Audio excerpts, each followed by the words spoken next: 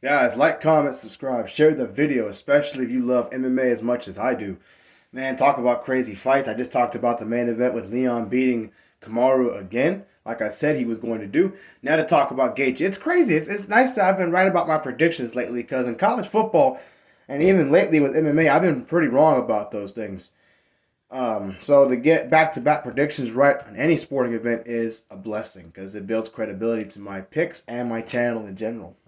So yeah, but I see a lot of people saying Gaethje shouldn't have won that fight, and I see it from two perspectives: a long-term perspective and a short-term perspective. Short-term, that's the easiest one. Let's talk about long-term. I mean, short-term perspective is the 3 rounds itself, the fight itself. Yeah, Gaethje got outstruck for the most part. He got beat up. He got hit too many times. I think Rafael did more than enough to win that fight to get a 29-28 decision victory.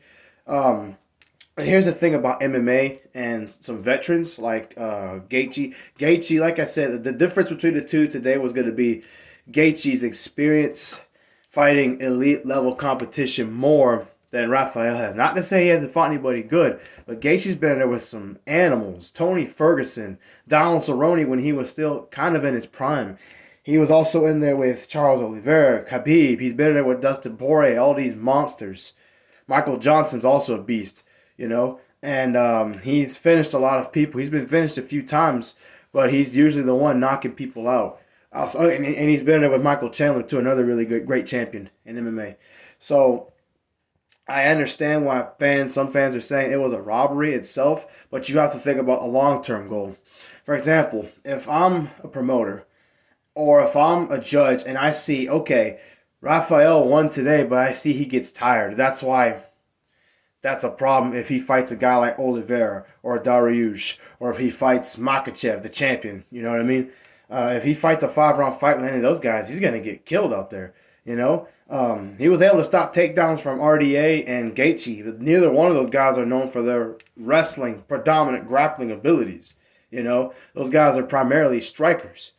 Okay? If he fights a guy like Makachev or Dariush, you know, or even Oliveira, who's good with his jiu-jitsu, or Chandler, because Chandler can wrestle. What's going to happen if they get a hold of him and take him down and drag him into deep waters in the championship rounds? You know what I mean? His striking won't be as effective. You know what I mean? So I think all Rafael needs to do is work on his cardio a lot. He needs to work on that. That way when he has another 3-round fight with another elite opponent like Gaethje or somebody else, heck, Poirier or Chandler, if Chandler and Conor doesn't happen for some reason, that would be a good fight. I think Rafael did prove he's one of the best lightweights in the world. He does have a great future ahead of him.